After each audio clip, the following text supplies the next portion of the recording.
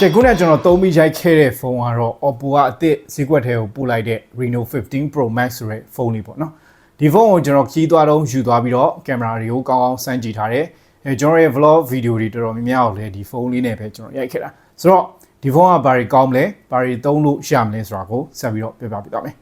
Okay ကြည့်ကြတာပေါ့ဒီ Oppo Reno 15 Pro Max ကိုပထမဆုံးဖုန်းကိုကင်လိုက်ရတော့ဖုန်းက size ကြီးနေတယ်လို့မထင်ရတော့တော်တော်လေးကြစ်ကြစ်လေးလေးရှိတယ်လို့ခံစားရတယ်သူက6.8 လက်မှအရွယ်စားရှိတဲ့ screen ကိုသုံးထားတာမှာဒီပုံမှန် Reno 15 နဲ့ Reno 15 Add တွေထပ်တောင်ပို့ပြီးတော့ကြစ်လက်တယ်ဆိုပြီးခံစားရတယ်သူတို့အလွယ်တကူယူသွားမယ်ကင်မရာထုတ်ရိုက်မယ်အဲ့လိုအတွက်ကတော့လုံးဝအဆင်ပြေတယ်လက်ထဲမှာကင်လို့လည်းတော်တော်လေးကောင်းတယ်ဘေးပေါင်တွေက flat ပေါင်တွေမှာမှအလူမီနီယံကောင်းစားကိုသုံးထားလို့ solid လည်းတော်တော်ဖြစ်တဲ့ပုံစံမျိုးရှိတာပေါ့နော်ဒီဇိုင်းပိုင်းမှာအထူးခြားဆုံးနဲ့ကျွန်တော်အကြိုက်ဆုံးအချက်ကိုပြောပါဆိုရင်တော့သူ့ရဲ့ screen ဘေးပေါင်တွေ Reno 15 Pro Max ရဲ့ screen ဘေးပေါင်တွေကReno 15 နဲ့ Reno 15F version တွေနဲ့ဘာမှမဆိုင်တော့ရန်အောင်မှာပါတယ် display ပေးပေါင်းနဲ့ရန်ပါသွားတာဘာကောင်းသွားလဲဆိုတော့အမြင်ပိုင်းကိုပို့ပြီးတော့ကောင်းသွားတယ်ဓာတ်ပုံရိုက်ဖို့ဗီဒီယိုရိုက်ဖို့ပို့ပြီးတော့မြင်ကွင်းကောင်းသွားတယ် blog sensor နဲ့သုံးချင်တဲ့သူတွေအတွက်ကတော့ဒီလို display ကျဲသွားတာ display ပေါင်ပါသွားတာပို့ပြီးတော့သုံးရမှိုက်သွားလိမ့်မယ်လို့ထင်တယ်သူရဲ့ display ပေးပေါင်းတွေကိုနှိုင်းယှဉ်ပြောရရင်ဒီ Century အထူထက်တောင်မှပဲဘေးပေါင်းလေးတွေကပိုပါနေလိမ့်ဦးမယ်ပေါ့နော်ဖုန်းကိုယ်ရဲ့ဒီဘေးပေါင်းအနားသက်လေးတွေဆိုရင်လည်းဒီလုံးလုံးလေးဖြစ်အောင်လုပ်ပေးထားတော့လက်ထဲမှာကန်ရတာတော်လေးတက်တောင့်တက်တာရှိတယ်ပြီးတော့ metal ကိုကန်ရတဲ့ feeling လိုမျိုးအေးတဲ့ခံစားချက်လည်းတွေ့ရတယ်ပေါ့နော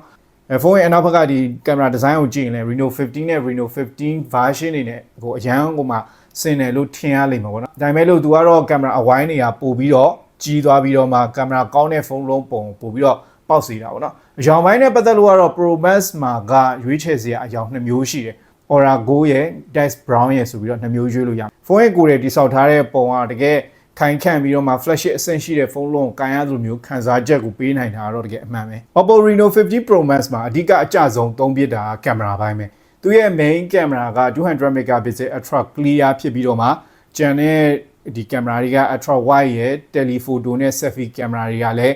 ဒီ50 megapixel sensor တွေကိုသုံးထားတာတွေ့ရတယ်နောက်ပြီးသူရဲ့ selfie camera ကတမန် sensor တော့မဟုတ်ဘူး100 degree လောက်အထိမြင်ကွင်းကျယ်ရတဲ့ ultra wide selfie camera ကိုသုံးထားတာပေါ့နော်ကျွန်တော်အခုရိုက်ပြထားတဲ့ဗီဒီယိုကဒီ 0.68 နဲ့ရိုက်ထားတဲ့ selfie portrait video ပေါ့နော်ဒါက focal length အရဆိုရင်တော့18 mm ရှိပြီးတော့100 degree အထိမြင်ကွင်းကျယ်တယ် selfie stick လုံးဝသုံးနေစရာမလိုဘဲနဲ့ကိုယ့်ရဲ့လက်ကမ်းလေးလောက်နဲ့အဆင်ပြေပြေရိုက်လို့ရတယ်အခုနောက်ပိုင်းကလည်းဒီ vlog ရိုက်တဲ့သူတွေများလာတော့ selfie camera ကတော်တော်လေးအရေးပါလာတယ်ပုံမှန်ဖုန်းတွေက 0.88 selfie ကိုထုတ်ပြီးတာမျက်နှာတွေကရှည်ရှည်ကြီးဖြစ်နေတတ်တယ် Reno 15 Pro Max ကတော့ 0.68 hardware level ultra wide sensor ကိုသုံးထားတာမလို့လူရဲ့အချိုးစားပို့ပြီးတော့သဘာဝကျပြီးတော့ထွက်လာတယ်လို့မြင်ရတယ်ဒီဒေးတွေကိုကြည့်ရင်လည်း Reno 15 Pro Max ရဲ့ကင်မရာက subject ကိုထင်ရှားအောင်လုပ်ပေးတာတွေ့ရတယ်ပုံ crop လုပ်ပြီးတော့ကြည့်လိုက်ရင်တော့မှပဲဒီဒေးတွေကတိတိကျကျကြံနေသေးတာကိုတွေ့ရတယ်အရောင်နေနဲ့ white balance တွေဆိုရင်လည်းမှန်တယ် 0.68 selfie hardware မျိုးက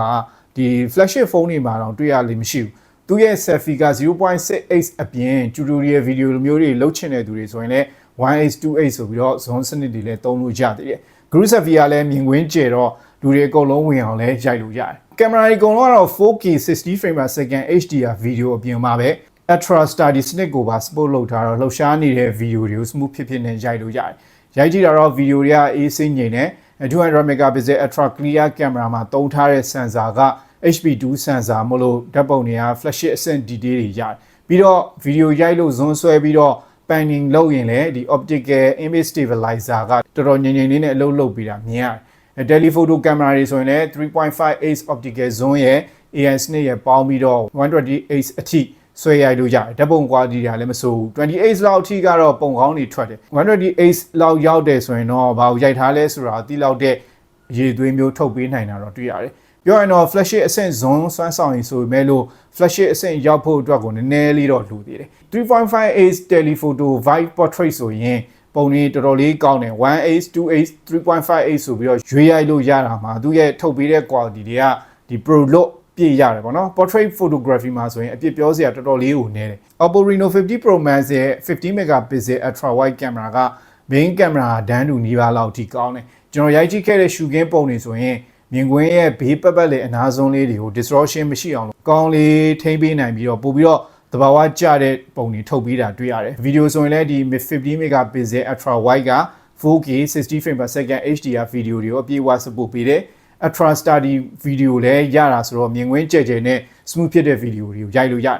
ယ်ဗီဒီယိုမှာတော့အရန်မှောင်ဝိုင်းတော့ noise တွေတော့တွေ့ရသေးတယ်ဒါပေမဲ့ vlog အတွက်သုံးမယ်ဆိုရင်တော့တော်တော်လေးအလုပ်ဖြစ်တဲ့ ultra wide video လို့တော့ကျွန်တော်တို့မြင်တာပဲကျွန်တော်တို့ဓာတ်ပုံအတွက်ကတော့ဒီ ultra wide ကိုကြိုက်တယ် Reno 50 Pro Max camera တွေကိုညပိုင်းသုံးပြီးတော့ရိုက်ကြည့်တော့ဓာတ်ပုံအတွက်ဆိုရင် ultra wide ကိုပဲသုံး main camera နဲ့ပဲသုံး tele photo တွေကိုပဲသုံးပုံထွက်ကောင်းတာတွေ့ခဲ့ရတယ်ကျွန်တော်ရိုက်ခဲ့တဲ့ညပိုင်းဓာတ်ပုံတော်တော်များများရဲ့အယောင်ထုတ်ပြီးတာကအလင်းကိုထိမ့်ပေးတာဒီတော်တော်များများကြိုက်တယ်နောက်ပြီးအရန်မှောင်တဲ့အခြေအနေမှာရိုက်ခဲ့တဲ့ AI flash photography 2.0 ဆိုတော်တော်လေးမိုက်တယ်အရန်မှောင်သွားတဲ့အနေအထားမျိုးတွေမှာသူရဲ့လင်းအားထုတ်ပေးတာ professional camera ကြီးတွေရဲ့ flash me အလုံးလုံးတဲ့ပုံစံနဲ့တော်တော်လေးနီးစပ်တယ်ပထမဆုံးအလင်းကိုအမြန် pre flash တစ်ချက်ရိုက်ထုတ်ပြီးတော့မှ shot ဖြစ်ပြီးတော့အားကောင်းတဲ့ဒီ main flash နဲ့အပြီးသက်ဖမ်းလိုက်တာပေါ့နော်အဲ့လိုလုပ်တာဓာတ်ပုံက flash me အရန်ပေါက်တဲ့လို့မျိုးမထွက်တော့ဘူးမှောင်ထဲမှာဒီ subject နဲ့ရောအနောက်မီးအောင်နဲ့လုံးဝတသားတည်းဖြစ်တဲ့ဓာတ်ပုံတွေကိုတွေ့ခဲ့ရတယ် selfie ဆိုရင်လည်း low light အတွက်ဆိုရင် ultra wide selfie ကနေ 2x အထိသူ့ရဲ့ဒီ screen flash ကအလုပ်လုပ်ပြီးတာအဆင်ပြေတယ်နောက်ခံ color အလင်းထုတ်ပေးတာဆိုရင်လည်းကောင်းတယ် noise ကလည်းအရန်မှောင်ရင်နည်းနည်းလေးရှိတယ်ဆိုပေမဲ့လည်းသူ့ရဲ့ display အလင်းကမျက်နှာပေါ်ကျတော့အဲ့ဒီအလင်းကျတဲ့နေရာမှာတော့ noise ကရှင်းတယ်နောက်ကင်မရာတွေရဲ့ဒီညပိုင်းဗီဒီယိုတွေလည်းမစိုးဘူး zoom ပဲရိုက် 1x ပဲရိုက် okay တယ်ကျွန်တော်တို့ Reno 15 Pro Max ရဲ့ကင်မရာကတကယ်အလုပ်လုပ်လို့ရတယ်လို့တော့မြင်တယ် vlog သမားတွေအတွက်အဆင်ပြေတယ်လို့တော့ထင်တာပဲကြတော့သုံးတဲ့သူတယောက်အတွက်တကယ် user experience ဆိုတာနောက်ကွယ်ရပံ့ပိုးပေးတဲ့ performance ပေါ်မှာလည်းအများကြီးမူတည်သေးတယ်ဒီ Reno 15 Pro Max မှာက4 nanometer နည်းပညာနဲ့ထုတ်ထားတဲ့ flagship အဆင့်ရှိတဲ့ဒီ MediaTek Dimensity 8450 chipset ကိုသုံးထားတာ LPDDR5H RAM နဲ့ UFS 3.1 storage တွေလည်းသုံးထားဆိုတော့ benchmark score တွေမှာလည်းလုံးဝနှိမ့်နေတာကိုတွေ့ရတယ်တကယ်ဂိမ်းကစားကြည့်ပြီးတော့လက်တွေ့တဲ့အချက်ဒီမှာdata force လိုမျိုး gain တွေမှာတော့မှာပဲ130 frame per second အထိပါပြဿနာမှမရှိဘဲနဲ့ smooth ဖြစ်ဆော့လို့ရတယ်လည်းမိုက်တယ် mobile gain တွေထဲမှာဆိုရင် benchmark လို့ပြောလို့ရတယ် weathering wave လိုမျိုး missile setting ကစားတာတော့မှာပဲပြန်60 frame per second နီးပါးလောက်ရတာလည်းတကယ်ကိုအံ့ဩစရာပဲပေါ့နော် haptic feedback တွေဆိုရင်လည်းကောင်းတယ် dual speaker အတန်အတွက်ကလည်းမိုက်တယ်ဖုန်းအပူချိန်ကိုထိန်းပေးတဲ့ vapor chamber cooling စနစ်လည်းပါတာမလို့ဂိမ်းဆော့တဲ့သူတွေအတွက်ဘာမှတော့တိတ်ပြီးတော့စိတ်ပူနေစရာမလိုတော့ဘူး။နောက်ပြီး blog ရိုက်တဲ့အချိန်မှာလည်းဒီ chipset performance ဆိုတာတော်တော်လေးအထောက်အကူပေးတယ်။ Oppo ဒီဖုန်းကို content creation tools တစ်ခုအနေနဲ့ဖန်တီးထားတာမို့လို့ဒီ video ရိုက်တာတွေမကဘဲနဲ့ရိုက်ထားတာတွေကိုတီးဖြတ်တဲ့နေရာမှာလည်းဒီ chipset ရဲ့စွမ်းအားတော်တော်လေးအခါအားကျတယ်လို့တော့မြင်တယ်။ဒီဖုန်းရဲ့ chipset က flagship chipset မဟုတ်ဘူးဆိုပေမဲ့လို့ဂိမ်းကစားတာပဲဖြစ်ဖြစ် video တွေကိုတီးဖြတ်တာပဲဖြစ်ဖြစ်ကောင်းကောင်း handle လုပ်ပေးနိုင်တယ်။ content ဖန်တီးတဲ့သူတွေအတွက်လည်းတော်တော်လေးအဆင်ပြေမဲ့ performance လို့တော့ပြောလို့ရတယ်။ Reno 15 Pro Max ရဲ့ဒီ network စနစ်ကတကယ်ကို flagship level အဆင့်ရှိတယ်။ network ဆွဲအောင်ပိုကောင်းဖို့အတွက်အထောက်အကူပေးတဲ့ chip တွေလည်းထည့်ပေးထားတယ်။ Signal Boost Chip X1 က hardware ဘိုင်းကနေပြီးတော့ line ဆွဲအောင်ဆွဲတင်ပေးတယ်။ gamer တွေအကြိုက်ဖြစ်မှာပေါ့နော်။နောက်တဲ့ network Boost Chip S1 ကတော့ AI နဲ့အလုပ်လုပ်ပေးတဲ့အုံနောက်လို့ပြောရင်ရတယ်။အထူးသဖြင့်ကတော့ game ဆော့တဲ့သူတွေအတွက် Wi-Fi နဲ့ data ကြားအကူအပြောင်းလုပ်တဲ့နေရာမှာလက်ဖြည့်တာမျိုးမရှိအောင်လုပ်ပေးရအောင်နော်။ Pro Max ထဲမှာတော့ဒီစနစ်တွေကို body နဲ့ပေါင်းပြီးတော့အလုပ်လုပ်တာမလို့အပူချိန်ပိုင်းရော line တည်ငြိမ်မှုပိုင်းမှာပါအထာအကျဆုံး performance ကိုရလိမ့်မယ်ပေါ့နော်။ battery ပမာဏကိုကြည့်မယ်ဆိုရင် Reno 15 Pro Max မှာက 6500 mAh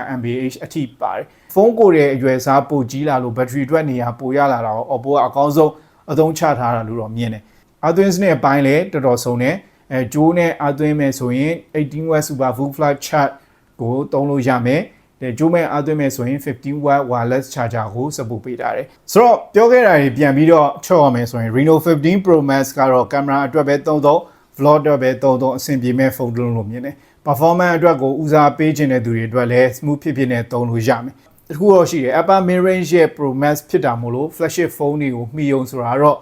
သတိမေ့ကြနေပေါ့ဗျာ။ Reno 15 Pro Max ကို34,900ကျပ်နဲ့ရောင်းမှာဆိုတော့ flagship ဈေးတန်းနဲ့ဝယ်သုံးစရာမလိုတဲ့ flagship ဖုန်းနီး performance ရမယ်ဖုန်းလို့တော့မြင်တယ်။ခင်ဗျားတို့ဘယ်လိုထင်ကြလဲဒီဖုန်းကရွေးချယ်စရာလို့မြင်လားအမြင်တွေကိုcommentမှာပြောခဲ့ပေးကြပါဦးကျွန်တော်နောက်ထပ်ဗီဒီယိုကြမှာထပ်တွေ့ကြမယ်